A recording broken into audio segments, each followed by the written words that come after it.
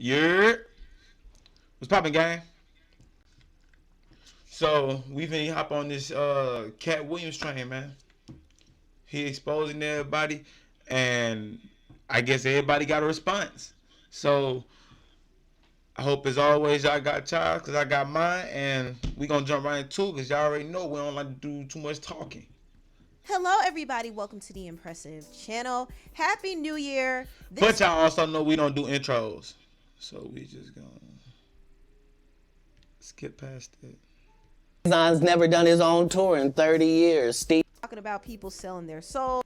Faison's never done his own tour in 30 years. Steve Harvey don't do stand-up no more. Cedric doesn't write. I'm sorry, he doesn't write. Ricky Smiley has been playing the same old black woman forever. So for you, I'm wrong as hell, motherfucker, for stopping right there. But if y'all ain't seen this interview, bro, go watch this interview. All right, because it should be called Katt Tells All, because Katt told it all, like he always do. But he's more blunt with it because y'all never understood when he was on stage talking about it. He been doing this, bro. Like, you can't get a young fan base with that? Why Earthquake not in movies? 'Cause he's illiterate. He can't read. And they found that out when they gave him a show and put the cards in front of him. And the Chris Tucker that we got now is Epstein Island Chris Tucker. Oh, Lord. Not Smokey. Oh, Lord. Michael Jackson called him Christmas. You ever met a man that gave you a little nickname like that? No. No, man, Me never neither. called me Christmas. I ain't never let nobody call me that. You know what the number one job of somebody that sold their soul in Hollywood is? What? Is to act like it didn't happen. They canceled me for talking about Harvey Weinstein before the thing came out, but he offered to suck my pee in front of all my people at my agency. What am I supposed to do? He did all of that. I'm thinking I'm the only black person on the script. I get there, it's 3 other black guys on there. Woo. Huh. So you wonder what they did to get there? I told him no. What y'all do? Now, I've had to turn down 50. Yeah, you see, like right there. This is one of the ones, bro. He was exposing people. But see, like I said, he's been doing this, bro. He been exposing people. Y'all just ain't opened y'all eyes, bro. You know what I'm saying? Y'all, oh, he's just joking. He's just joking. He's a comedian. But that's what they want y'all to think because he's a comedian. Bro, that man be telling the truth, bro. I'm just waiting to see what everybody's saying. $1 million 4 times. 4 times. Just to protect my integrity and that virgin hole I was telling you about. Right. Because P. Diddy be wanting to party. And you gotta tell him no. You got to tell him no. I did. I did. So as you can hear, Katt Williams set the internet on fire with this interview, and a lot of comedians were not happy about it at all. Kevin Hart obviously wasn't happy. For those who don't know, Kevin Hart and Katt Williams have had tension for years now. Katt has kind of put it out there that Kevin is basically an industry plant, and he was basically ushered in to replace him because Katt wasn't willing to conform to everything that was happening in the industry, and Kevin Hart was. He was willing to play the game. So Katt claimed that Kevin was a puppet, and Kevin didn't like that at all. In fact, he lambasted him during his Breakfast Club interview a few years ago. My frustration with Katt Williams comes from you keep pointing at Hollywood. Hollywood this, the white man, this, and this. When do you take responsibility for your actions? You had the shot. Katt was in that position at one point. You were the guy. Yeah. You were set up to be the star. You didn't show up to work. You f***ed off promo shoots. You f***ed off your promo trips that they had set up for you. You became a risk to the studios, which is why the studios stopped f***ing with you. Why was he at risk? He chose drugs. Oh, okay. Take responsibility for what you chose and say, you know what? I got to fix me, and I'm going to come back and I'm going to stand up for comedy. Mm-hmm. Katt did respond to some of what Kevin said here, and he even doubled down on the idea that Kevin was an industry plant who was given a TV show and a movie out the gate without making any real waves in comedy. At least this is what Katt Williams feels. In 15 years in Hollywood, no one in Hollywood has a memory of going to a sold-out Kevin Hart show, there being a line for him ever getting a standing ovation at any comedy club. He already had his deals when he got here. Have we heard of a comedian that came to LA and in his first year in LA, he had his own sitcom on network television and had his own movie called Soul Plane that he was leading? No, we've never heard of that before that person or since that person. What do you think a plant is? He just did his... And this why they want y'all to think that Katt is on drugs. Because Katt probably smoke a little weed. He probably smoke a little weed. You know what I'm saying? Because he hang out with Snoop. But he don't do drugs, bro. I don't think he do drugs. If y'all think he do drugs, drop it in the comments, bro. Let me know. But I don't think he do drugs. You know what I'm saying? I don't think he do drugs, bro. That's my personal outlook on that. I think he just speaks what he see, and the best way for them to dispute it, because there's so many of them, is just say like he do drugs. He gotta be doing drugs. He gotta be crazy. You know what I'm saying? And all, because that's actually, a lot of people don't know, that's actually what that drug accusation. There we go. About Katt came from was Kevin Hart. You know what I'm saying? So like, with him going on the Breakfast Club saying, "Oh yeah, it's the drugs." You know what I'm saying? He's doing drugs. No, he got blackballed from the industry because he was exposing the industry, and the industry couldn't take it. That was the problem. You know what I'm saying? But like I said, so many of them, like he said, they gonna just keep covering it up and make him look like he's the crazy person. You know what I'm saying? So I said, if you haven't seen that podcast interview, go watch that, bro. You know what I'm saying? Stop what you're doing right now. Come back to this and go watch that. You know what I'm saying? I ain't watched the whole thing, but all y'all do is watch the first hour.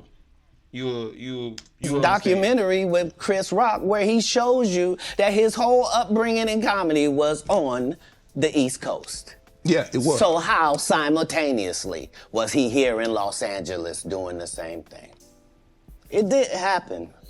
For a 5-year period, every single movie that Kevin Hart did was a movie that had been on my desk, that all I had said was, just, can we take some of this step and fetch it out?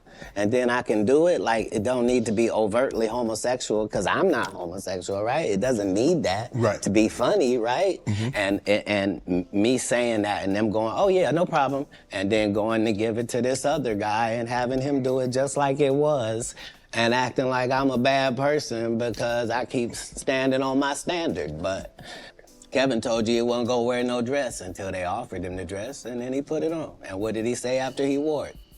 You want to be great, you need to sacrifice. Sam Spade. What? I made my own. Okay, real quick. Let's get into that. Let's get into the dress thing. Would y'all put on a dress for $50 million? Drop it in the comments. Would y'all put on a dress for $50 million? I'm not putting on no dress for $50 million, bro. Not $100 million. Not quadruple, gazillion million. I'm not doing it, bro.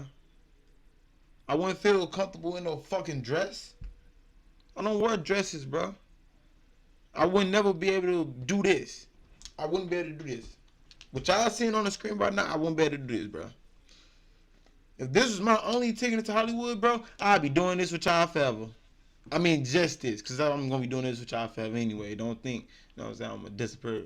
But I'm saying just this. Like, it'd be just this forever, bro. Like, you know what I'm saying? Because y'all take me as I'm is. You know what I'm saying? Y'all like me like this. You know what I'm saying? Like I am. You know what I'm saying? Y'all don't want me to put on no dressing. Decision. Duh. But you didn't make it before they brought it up, did you? It's okay. It's all right. Now, Kevin Hart did respond, but he didn't go in like he did on The Breakfast Club. He just said, "Gotta get that anger up out you, champ. It's honestly sad. In the meantime, please enjoy my movie trailer to my next film, Lift, which will be dropping on Netflix in 8 days. There is a moment in the trailer where Gugu says they really love you. Now, I know she's talking about Katt. Mark your calendars, world. This one is special." Katt also went in on Cedric the Entertainer.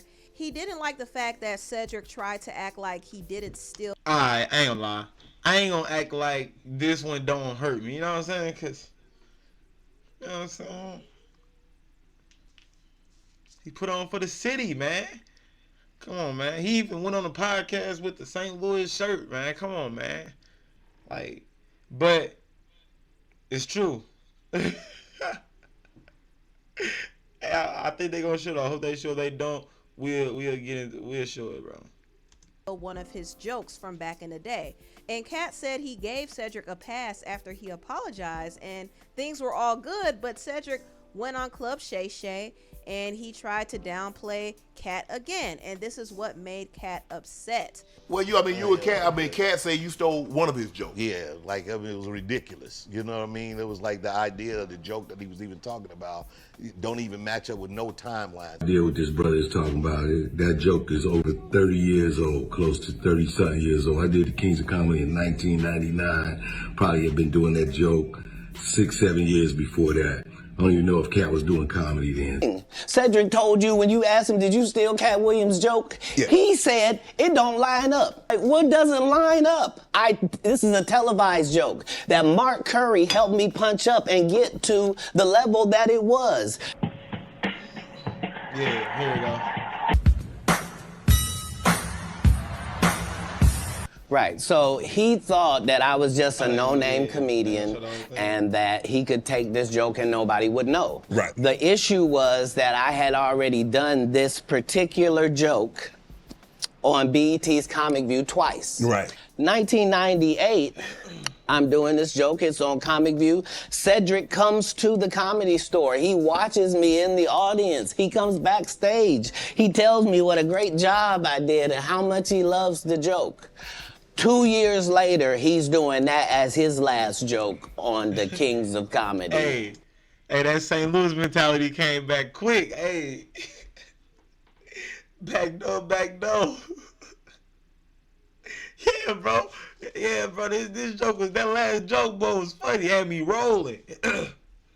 Had me rolling. 2 years later, I'm gonna do it though.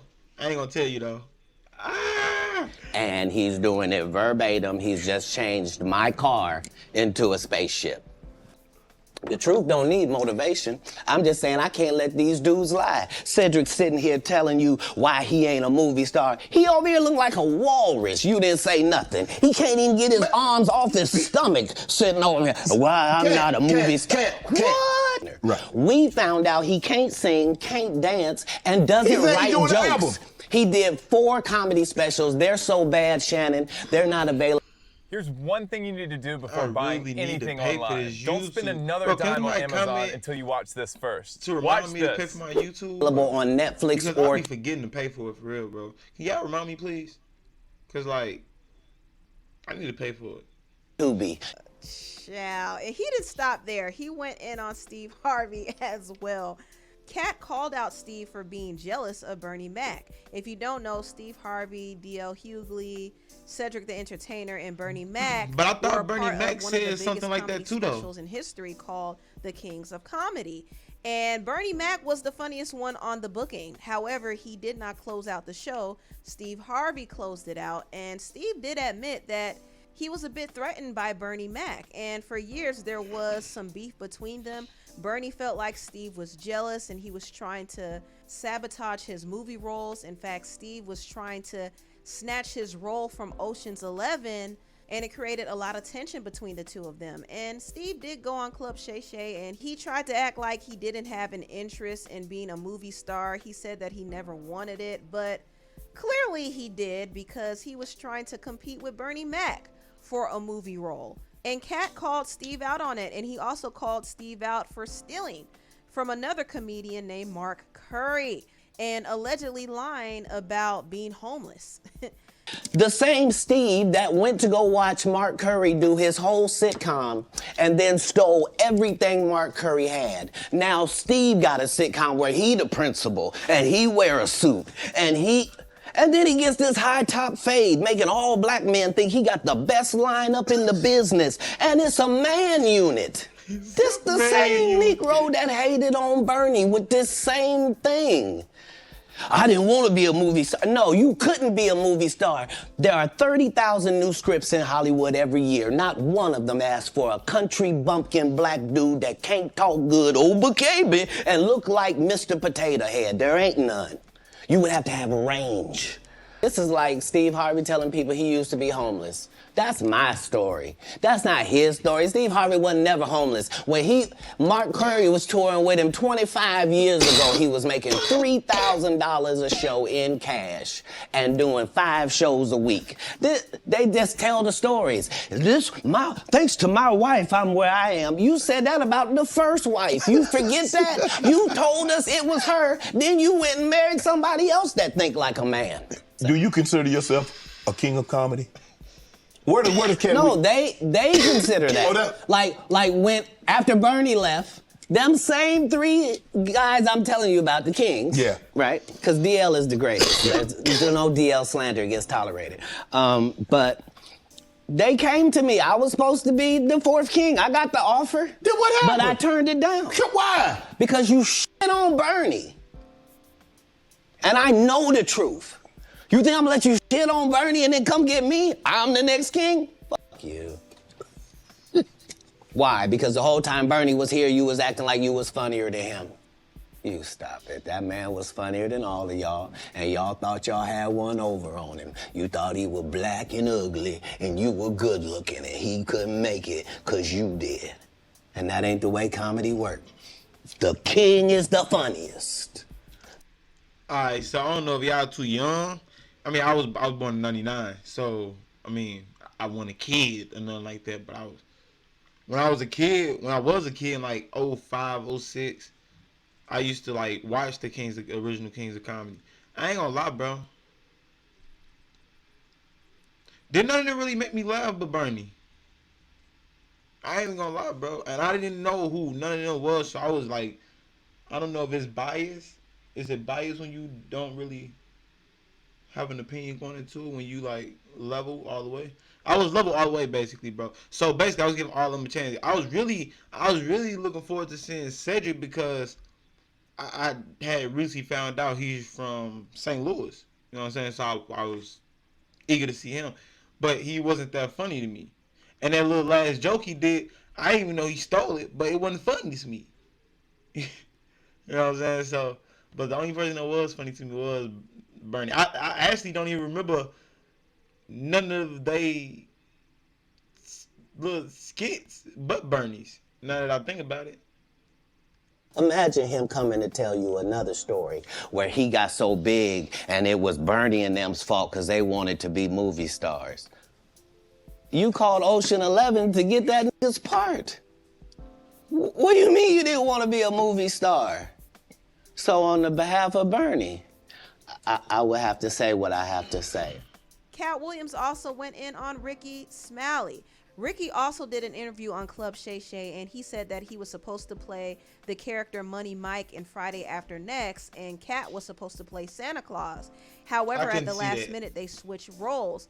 But Katt is saying that was a lie. It didn't happen like that. You were originally supposed to play Katt Williams' character. Yes. And Katt Williams was supposed to play my character. This man told you he had Katt Williams' role. He was gonna be Money Mike, and Katt Williams was gonna be the Santa Claus. Now let's 3 quick points. You mean in Hollywood they cast a 5'5" black Santa Claus that weigh 145 pounds? That's your story. Your story is the Ricky Smiley that couldn't even do curse words because he had a Christian fan base. He was gonna play the pimp. Why you didn't ask him why has he played a woman in more movies than he's played a man? Him and Tyler Perry can't play a man to save their life. He was Lil Daryl. It is sad. He was just that bitter when we were shooting it. He told everybody, it should have been my role. What he told everybody was, Katt Williams, don't nobody know who he is. I'm on the radio. I'm with Steve and Said. Everybody know me. That's what he told everybody that would listen to on the set. That's the truth of the matter. That's why I'm saying, that's why I can't let Ricky Smiley say. Bro. He was supposed to play Money Mike because I wrote the words for Money Mike. I designed the hair for Money Mike. I collaborated with the wardrobe department and made outfits to make sure that no one in America would be wearing what Money Mike was wearing. Now, Ricky Smiley did respond to Katt, and he did clarify that, yes, he auditioned for Money Mike, and he and his team got the impression that he actually was casted for Money Mike. However, that wasn't the case. They went on to do more auditions, and they found Katt Williams. Ricky ended up getting the Santa Claus role instead. I went out to audition for Friday After Next as Money Mike, not the Santa Claus. And that is the honest God truth. It was Money Mike, and I guess the producers, Cube, and everybody saw something different. I guess when Katt Williams did it, they added the whole pimp twist to that character, which was actually a better decision and made it funnier. You were auditioning for Money Mike. We were told you had the role, and then that switched up overnight. Ricky Smiley also addressed the comments about him dressing up as a woman in some of his roles. Katt took a jab at Ricky and said after they did the movie Friday After Next, they both partook in the movie First Sunday, and Katt said that in his contract, he wanted Ricky to wear a dress because he felt like he shined the most when he acted like a woman. Now, Ricky said that wasn't true. In fact, he actually was requested by the creator, David E. Talbert, to play the role Bernice in the movie First Sunday. And not only that, he actually defended his reasons for wearing a dress. He said all the other comedic greats did it, and he said it was just a role. He needed to make money, so he put the dress on. You know, comedy greats like Flip Wilson played Geraldine. Richard Pryor played some roles on his show. Jamie Foxx played Wanda. Martin played Shanae. I did. Bernice Jenkins, Tyler Perry did. Madea. It's a lot of comics and a lot of comedy greats that did characters for the sake of funny, for entertainment, for the sake of the Any laugh. movie you think of Tyler Perry, you think of nothing to do with nobody's him dressing up like comfortable in the role. Nobody wants to put on a damn dress or comfortable in it. You know, that has nothing to do with my manhood being lessened for trying to play a role and trying to put food on the table for my family. Now, Katt does have a strong stance against heterosexual comedians wearing dresses. He feels like they're not doing it out of their own free will. They're doing it because they're required to. And he just didn't want to do it. And he felt away when Martin Lawrence reached out to him and asked him to wear a dress for their second movie, Big Mama's House 2. Martin tried to put me in my first dress. When he had to go on his hiatus, he tell me, Katt, when I come back, I need you. You my young partner, you my brother in comedy. When I come back, just promise me that my next movie, it'll be me and you. We gonna do it together. You know, we get in that office and this fool pull out Big Mama's House 2. I almost died. And I gotta read this script from all these good white people, where this nigga want me to get in a dress with him. And I'm literally saying to everybody, why is he in a dress again? You already played the old lady as an FBI agent. We can play anything now. We can be playing a dog catcher this time. Why do we need to be in a dress? And I get so mad, I say, you don't want me. You want Brandon T. Jackson. And that's who they went and got. Twice I said it, they went and got him. This interview was crazy. And you know what's interesting is Brandon T. Jackson said that he actually regretted playing this role. I was just going to say that. It ruined his career. Yeah, I know. I do my research, The whole dress bro. bit was already overdone. You know, it was like, it was hacky. You know, and I did it purely for the money and the work of Martin Lawrence. Only Katt Williams. Katt Williams was trying to always say, Brandon, don't wear a dress. You know, he called you, or is this? No, he was saying it in the media, so I thought he was heckling me. He was really trying to help me. At the time, I didn't know that. I would have listened. I believe it was a curse that went with that personally, because nothing went right since then. Everything went wrong when I put on that dress.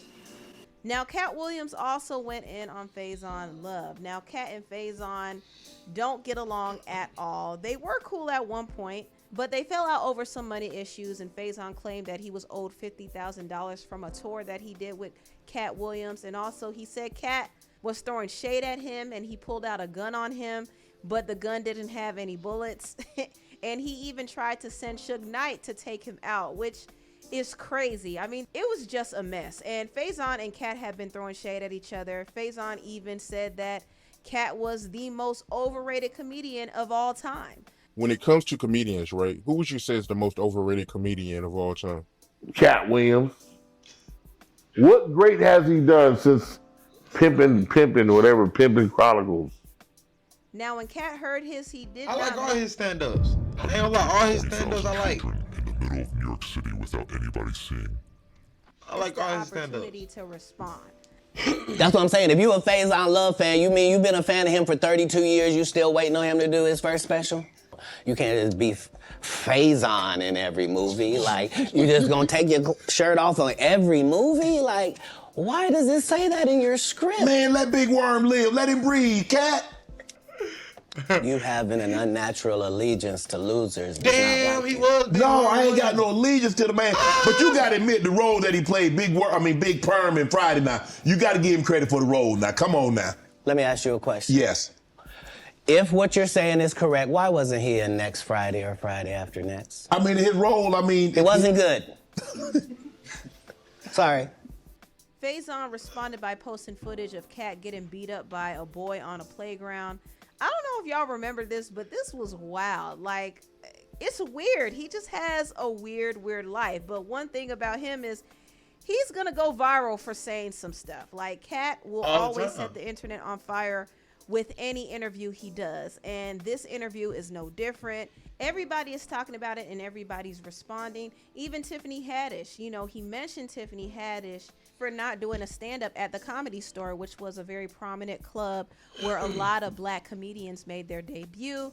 Tiffany responded to this and said, "I'm not mad. I just wish he would get his facts right about me. Dang, I guess I will send him a reminder text. But are we sure that is Katt Williams? He looks a lot like Charleston White." Now, Tiffany knows better than to come with a weak joke like that. All right, so basically what I got of that was she calling him a snitch. So snitches snitch and tell the truth about what people is doing that they don't want people to know about. You know what I'm saying? That wear badges. So her calling him Charleston White kinda give what he's saying some fuel, so to speak, bro. Because she's not saying he's like fully lying. She's saying he like Charleston White, so he like a snitch. So he's snitching because he telling the truth about what's going on. And you know, maybe I'm reading into it too much, but because Katt is only gonna flame her some more. But anyway, Katt not only came for Tiffany, but he also came for Michael Blackson. Apparently, Katt I ain't never seen no like Michael Blackson. Michael actually made a joke about him smoking crack, and Katt did not take too kindly to that comment because Katt has always been very firm on saying that he doesn't do drugs. The only thing he does is smoke weed, according to him. So he didn't like that comment, and Michael said that he was joking, of course. He told Cam Capone News that he never saw Katt smoke crack, so he was just making a joke. But still, Katt never forgot it, and it was very apparent that Katt was not feeling Michael at all, especially when they did that Wildin' Out episode together. I want to know what's shorter, you or my scene next Friday. All of your scenes are small. I don't like this. And he doesn't like you either. Most comedians don't get booed enough. This is how you end up with a Michael Blackson who's a real African doing a fake African accent. Okay, This guy is mad at me. All I did was give him the best advice of his life. Remember, he was wearing dirty dashikis. And I told him he needed to dress to be in the position that he's trying to say that he's in. And if you're the African king of comedy, sir, there's actually comedians in Africa doing comedy. If you're going to say that, you got to go to Africa and get a school, dude. Everybody got, you got to put in some work. And these guys, they take my advice, they change their whole persona, and then they hate me for it. Michael Blackson responded to Katt and said, Katt Williams is definitely top 10 comedians of all time and top 5 alive, but we all have to agree he's not the Katt of 2005. I can't believe this lying dehydrated leprechaun said he told me to build a school. LMAO, I only built a free school so the kids can whip your tail for free, mother sucker.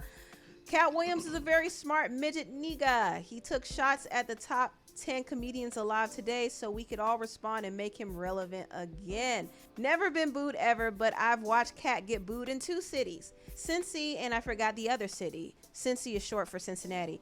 Effed up-ish is Cincy is where he's from. It's effed up when your own people boos you. I'm so confused. I'm African with a fake African accent. My accent had me roasted every day in school and in the comedy clubs in America, and I wish I could get rid of it. Even my Philly accent is fake. I guess the only real thing about me is my deek. What is wrong with Michael Blackson, man? And you know what? Katt Williams didn't just go in on he the seemed like he comedians. one of He them was going niggas in that's on just funny. everybody. That's He what I was went gonna in say. on He seemed like he one of Jonathan them just Majors and funny called niggas. him I ain't never ugly. seen his stand-up. First of all, they went around the world for 2 years straight telling any women that would listen that this was a good-looking Negro. Since when? When did y'all start liking a big nose? And when did y'all like a little head and a big jaw? When? Since when? That look like my daddy. When you start liking my daddy? You like black people's features like that? If this ugly nigga is good looking, then all niggas is good looking. Anytime you see them telling you something you can't believe, just understand it's a play. It don't matter. You gonna know it's a play as soon as they get in that position and think they gonna tell somebody something. No, you're not. No, you're not. Marvel will cancel you you won't be allowed to. Here are 5 reasons why I love using Creative Fabrica. They have tons of pre-made designs that I'm already allowed to use commercially and for print on demand. Number 2, they have Read a comic book. What is you talking about? Get out of here. Get out of here, ugly boy. Katt was also going in on people's wives. I mean, he called out Kanye West's ex-wife, Kim Kardashian. What do you expect? The guy married a whore. Like, what? Oh, Lord. Like, The guy married. He also called out Ludacris's wife for no reason. In fact, he was telling the story how he and Ludacris went to this Illuminati meeting. I mean, this is Katt Williams' words, not mine. But he was alleging that they had to do certain things like change their appearance and shave their hair and sideburns if they wanted to be a part of the Fast and Furious franchise. They ended up choosing Ludacris, and once he got up in the ranks, he basically married his current wife. And Katt has this theory that a lot of these black entertainers marry the same looking woman because they're told to do so. no, so there was a crossroads where we were both. So. No. I mean, is he lying though?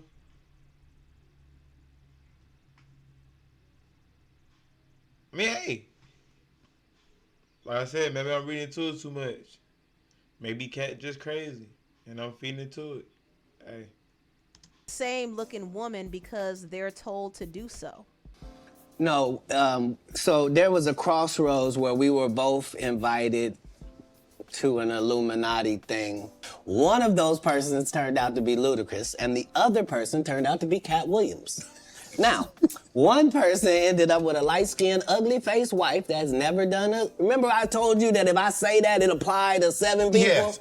It's part of what they give you. If you sign up for their program, you get a light-skinned, weird-faced wife that never do an interview.